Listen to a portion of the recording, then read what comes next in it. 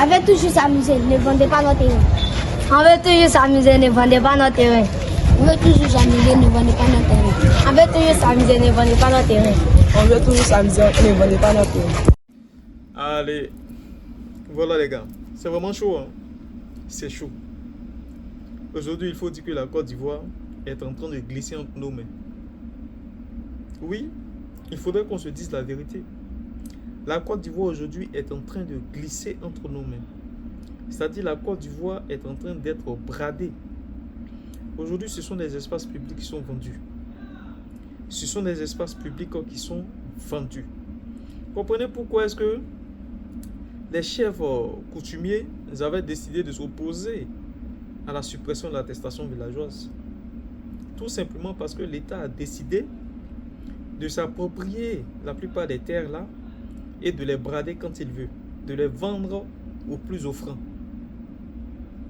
C'est-à-dire aujourd'hui, nous avons un État businessman. Nous avons un État businessman. J'ai eu écho d'une situation qui frappe la commune de Makori, notamment le quartier résidentiel de Makori.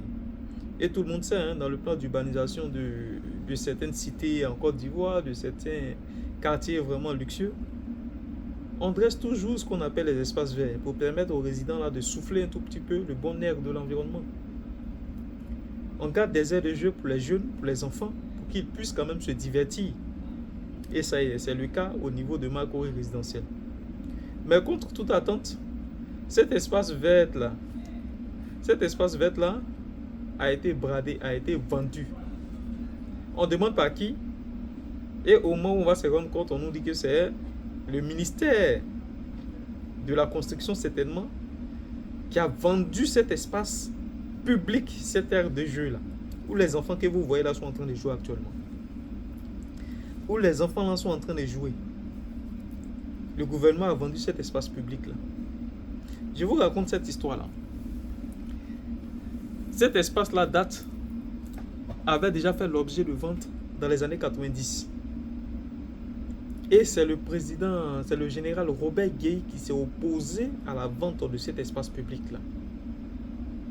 Et regardez le nombre d'années après.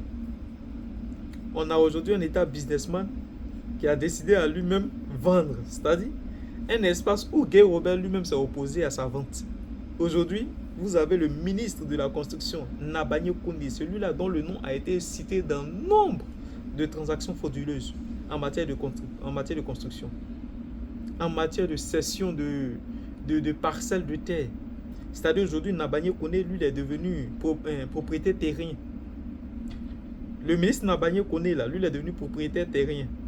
C'est lui aujourd'hui qui donne des ACD aux gens, aux Libanais et autres. Donc, sur cette aire de jeu là, où vous voyez les enfants présentement, il y a eu des hommes qui sont arrivés avec de grands bolides, de grosses voitures, et qui sont arrivés avec des topographes, des géomètres, estimant qu'ils ont acheté donc cette parcelle. On leur demande, mais comment est-ce que vous avez acquis un tel espace, un aire de jeu public qui a été contenu ou compris dans notre plan d'urbanisation et donc qui appartient à tous les résidents. Ils disent qu'ils ont acheté cet espace public-là. Les jeunes en question, on va dire les représentants de la jeunesse au niveau de ce quartier-là, demandent donc à avoir les documents officiels. Et ils disent aux jeunes d'aller voir le ministère, que les documents officiels ont été donnés par le ministère. Donc s'ils veulent vraiment voir ces documents-là, qu'ils se rendent au ministère. Ainsi, les jeunes disent ok, il n'y a pas de souci. Ils décident donc d'aller rencontrer leur premier responsable, qui est le maire Abi Raoul. Ils vont voir le maire Abi Raoul. Ce dernier leur dit qu'il n'a aucune information concernant le déclassement donc, de cette parcelle-là, de cet espace public-là. Et lui, personnellement, il n'avait aucune information concernant donc, la cession ou la vente de cet espace public-là. Donc, lui, il ne sait pas de quoi il s'agit. Donc, les jeunes décident de rebrousser chemin. Et toujours s'opposant donc à la bradation de leur espace public. Les businessmen, les opérateurs économiques qui ont acheté cette terre-là vont donc traduire ces jeunes-là en justice. Ils prennent d'abord un premier huissier qui assigne les 2 jeunes en justice. Je pense que c'était le jeudi passé. Ils y vont, mais les accusés ne viennent pas. Ils décident donc de retourner. Un autre huissier les appelle encore pour les assigner encore en justice, c'est-à-dire le vendredi 5 juillet. Donc dans 2 jours, ils seront encore en justice.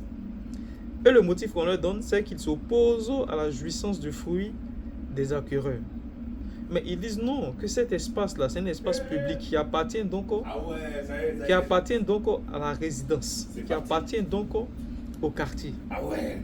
Hein? Qui appartient donc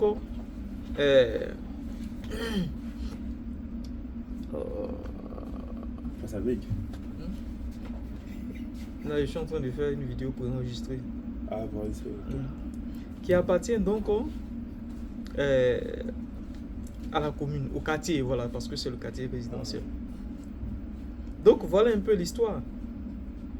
Voilà un peu l'histoire. Aujourd'hui, l'État, nous avons un État businessman. Oui, nous avons un État, l'État de Côte d'Ivoire, c'est un État businessman. Chacun gère ses affaires. Voilà comment aussi le jeune qui a perdu, on a le docteur Jack qui a perdu ses 40 milliards. C'est-à-dire lui-même, il envoie ses 40 milliards et de manière superficielle, on dit que les 40 milliards ont disparu, ont disparu dans la banque. Donc voilà un peu l'état dans lequel nous sommes. Et voilà un peu l'état dans lequel nous sommes. Donc voici toute la superficie concernée. De là, voilà. Là il y a une mosquée, là il y a un coin de PMU. Puis voici l'aire de jeu là-bas.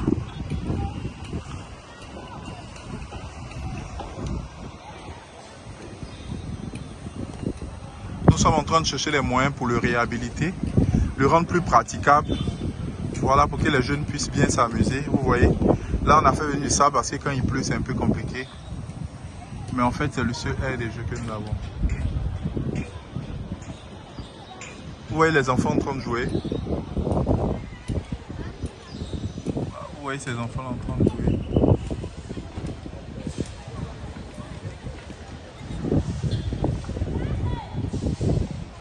Voilà, c'est un désordre, il faut qu'on arrange ça, il faut qu'on pallie à ça. Mais bon, c'est des gens qui se débrouillent, ils n'ont pas de moyens, donc ils exercent leur petite activité là.